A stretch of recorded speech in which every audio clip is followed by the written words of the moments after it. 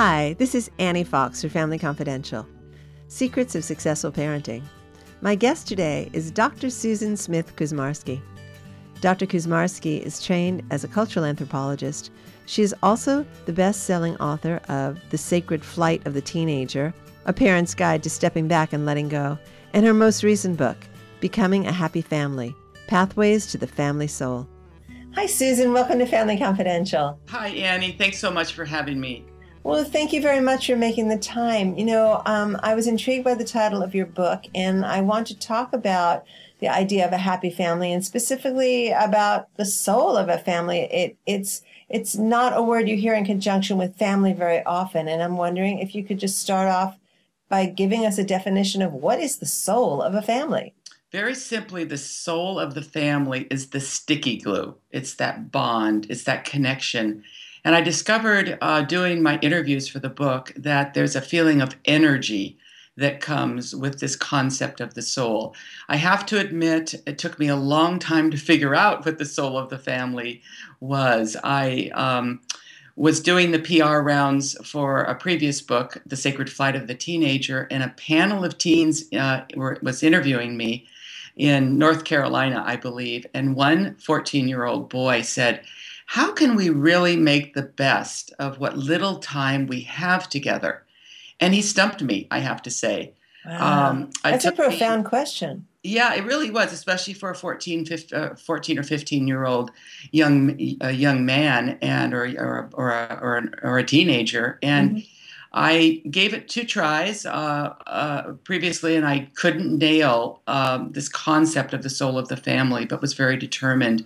And finally, when I interviewed intensively, I'd say 25, 30 individuals across all ages, I was able to sort of nail it. And that's what it is. It's this energy, this bond that we share in our group. So it's you said the stickiness, the energy, and the bond. Now that changes because families change and grow. We've got new people who come into a family either through birth, through marriage, remarriage. We have people that we lose, and I'm wondering, how your definition accommodates those transitions. Well, that's a spectacular question. Oh, thank you. It really sort of hits the heart of this new definition of family. And I can describe it 2 ways. First, as you suggested in your question, it's a constantly changing, evolving group of people. And it's not just relatives anymore. It's special people. Of course, it's in-laws. It's friends. It may even be a soul friend. It could be a coworker or a colleague. And of course, always a family pet. I was taking a walk this morning with our golden retriever, Finnegan, who we've had now for 13 and a half years. And he clearly is a very cherished member of our group. Absolutely. So it's this constant change. It's evolving. It's incorporating new people. It's not just relatives anymore. And I have to add, too, if you look at a Pew Research study that came out just a couple months ago, only 46% of all kids live in a traditional family. So that's evolving as well. The other 54 is a combination of blended families, singles, which is actually single people, people cohabitating in same sex. They put them all in there. And then finally, the last 5% are kids who live with grandparents. So you have this huge shift occurring, not just in the details of the composition of the family, but also the very interesting people who come in now, and they're people who we simply feel close to. Mm-hmm. So I'm thinking during these transitions, there is a core of something that let's say maybe the caregiver or the facilitator or the person who is the keeper of the flame, so to speak, keeps intact. That, you hear about parents who try to counsel and help their children through transitions, a new marriage, etc. I could just hear in my head the voice of a parent that says, yes, you are going to have a new stepdad, but what you and I have together will not change. Mm-hmm. And we have enough love to include someone else in that. And so I'm wondering, what tips do you have for that person who says, okay, I'm the carekeeper, I'm the keeper of this flame here. What do I have to do to make sure that the soul of my family, through whatever transitions, especially the teenage years when kids seem to be wanting to spend less time often with their parents and gravitating towards their peer group, how do you keep that soul alive and well and nurturing? Well, it's a great question, and there's something that's really key in all families, and that's called the caregiver. The caregiver, I found from my research, is the champion of the soul of the family, and every highly functioning family has a great caretaker. The caretaker does a number of really important things. I call them the 4 C's. They bring the group closer together. They connect the group. They really kick in when there's a change and conflict. In addition, they focus in on in each individual and their needs and sharing with the entire group what's going on with that individual. Often they're a role model, as they were with my grandmother, who lived to be 93. She clearly was my role model and the caretaker. And lastly, they're an individual who focuses in on traditions and holidays and making those happen because they're so critically important to the group. Wow, from that definition, I just realized that that's who I am in my family. It's interesting. My mother was, and then she passed away 2 years ago, and we're fumbling a little bit now. I have 2 brothers and 2 sister-in-laws, and we're sharing it. And we're giving it our best shot. I had a 50-something man send me an email a couple weeks ago, and he'd read the book, and he said, "Gosh, I realize I'm the caretaker." It had been a very frustrating role for him because it was underappreciated, and he realized that he had to reward himself because he wasn't getting the reward from the other family members. So I found that very interesting and noteworthy. It's so fascinating. In our nuclear family now, I have to say that one of our sons, we have three adult sons, one of our sons has stepped in to play this role, which I find wonderful within our own nuclear family. So it can be anyone, and I think that's an important point. I think it's interesting as you reference the letter from the gentleman about not feeling appreciated. I think that what's probably true is that people who are the beneficiaries of this caretaker's nurturing of the soul of the family really are appreciative, but maybe they don't voice it. And I think your advice to him was just brilliant. The idea of you've got to essentially acknowledge yourself for what you're doing and reward yourself when you look around, for example, at a gathering that you've organized around a table. And yeah, there was a ton of work involved. You got all these people here and you made something very special. I call those making memories for people. And it doesn't really matter. I mean, it does matter always that you feel appreciated, but I think the greater thing is to recognize that you've done something really special, that it has lasting value for everyone that's there. And wow, that's a really special role to have. It really is. Was describing it to one of my interviewees, and she said, "Oh, that's me. I'm the family caretaker." And she then went and she opens one of the chapters with this beautiful quote that in this sort of self-realization that was her and how important it was. So you're totally right on that. Well, now I have a question. If you didn't have a role model like your grandma and then your mom, how does one learn to nurture the soul of their family if they didn't grow up with a particularly strong role model to know how it's done?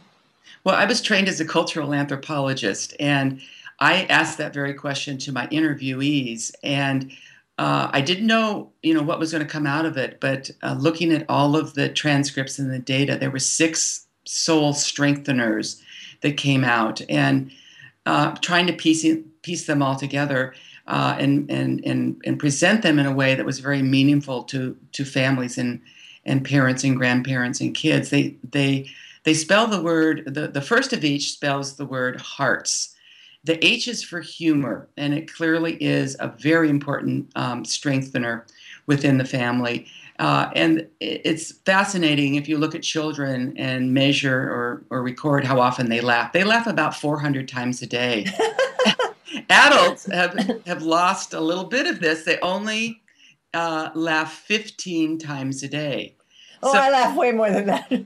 I tell jokes so I can laugh. Oh, well, that's wonderful. And the message is, to laugh long and loud and often, and laugh till you have to gasp for breath.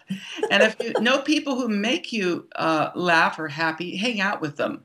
And the key is, if you make someone else happy, it'll make you happy too. So that's the H. H is for humor. Okay. The E is for emotion, and meaning speak from the heart. And we need to get really good at that E. It's being compassionate. I define compassion as being in the heart of another person. And I discovered in this research that it's not just enough to have the compassionate thought. You have to take compassionate action. What does this look like? It means cooking a home-cooked meal for a neighbor who's in need, lend a listening ear, walking an elderly person across the street. So it's taking action and expressing merriment, because in families, I describe it as a sort of dance between the merry and the weary. And emotion is just so important as a strengthener. The A of hearts is for acceptance, one of my favorite. Accept people just the way they are. We often try to change them, and just engage in acceptance. The R is for renewal. And how do we renew ourselves as a family? It's so important. What emerged, again, from the interviews was the importance of travel, of music, of food, and how it can be renewing, and coming together around food. And I think the most fascinating finding was the importance of community service in renewal. As a strengthener in bringing us together. If families can focus in on helping other people, that's just a great source of togetherness and renewal. And then the T of hearts is coming together. And I like to describe it as both coming together quietly. I think one of my favorite things to do with my dad was to go out on the patio at night and listen to the crickets and not really talk too much. Yes. And then coming together in sort of a big, loud, boisterous get-togethers. And I'm sure your listeners can recall when you have a celebration, either a birthday party or around some holiday, it gets rather loud. Well, that form of togetherness is really important. And then the S of hearts is struggle. Struggle is everywhere. It can often be resolved, or sometimes it ends in detached love. It always is a teacher, and it's something that we have to really work at in terms of trying to forgive other people. So those are the HEARTS and how we can strengthen our family. So much wisdom in what you've just said, and it's very doable, and that's what I like. I like moving from kind of the heady theoretical to, well, what can I do as a member of this family to have more of what we all want? And I'm glad that you've given us some action steps here, because I really feel that home is in a way an oasis. Family is an oasis. There is so much that is challenging to be out in the world, and that idea of I'm home, that idea of, I'm with people I love, I trust, I care about, and I can be my authentic self here and get sustenance from them and help them renew themselves. It's pretty special to be part of a family. I like your words, Annie, because if we can visualize our ancestors and Native Americans would gather around the powwow, and our people coming over along the Oregon Trail would gather in the evenings in a circle, or if they're covered wagons, and they really had an opportunity to sort of support, exchange ideas, a place to gather and connect and restore. And, that's what's really important. And we really have to focus in on how to do that. So when you use the word oasis, I love it. Well, I think now more than ever, we need connections. And I think it's kind of ironic in a way, Susan, when we talk about how many friends we have on Facebook or Twitter followers, and how kids spend so much time, quote unquote, connected with their peers, when I think in many ways these are not necessarily connections that nurture them. Correct. Yeah. We could probably talk at length of the importance of direct contact and really focusing in, for example, on listening to people. Our oldest son had this habit, let's call it. When he discovered someone wasn't listening to him, he would stop talking. And I always admired him for that, even though it was quite unusual. But the importance of listening deeply and looking for indicators if people are listening, mm-hmm. and just this deep talking, I think, and selfless listening are so important. It's really important work, and I thank you very much for being so dedicated in doing it. I also wanted to give us, our listeners and viewers, an opportunity in this last minute or so to find out more about where they can learn about your work and your book. Yeah, two ways. Of course, there's always Amazon.com and going to Becoming a Happy Family, Pathways to the Family Soul. And secondly is my website, and it's called Sacred, SACRED, Flight, FLIGHT.com. Great. Thanks again, Susan. I appreciate this time together. Thank you, Annie. I want to give you some descriptive praise because you're an educator and you're taking an educator's voice out, and I feel that's so important. And you're providing, secondly, sort of a teaching opportunity for the contemporary family. And they're hard to find, and you do it in a way through the internet forum that I think is very reachable. So kudos to you. Thank you. I appreciate your kind words. Have a good day. You too. This is Annie Fox for Family Confidential. To learn more about my parent coaching services, as well as my books and other podcasts, visit anniefox.com. Check out my new book, The Girls Q&A Book on Friendship, 50 Ways to Fix a Friendship Without the Drama. It's now available in print and for Kindle. And if you like this podcast, we ask that you review it on iTunes. It may be a little thing to you, but it means an awful lot to us. Family Confidential podcast is produced by Electric Eggplant, creators of books and apps for parents, kids, tweens, and teens. And tune in next when my guest will be Amy Ambrosich. Amy is a parent educator and the founder of DareToParent.com. Until next time, happy parenting.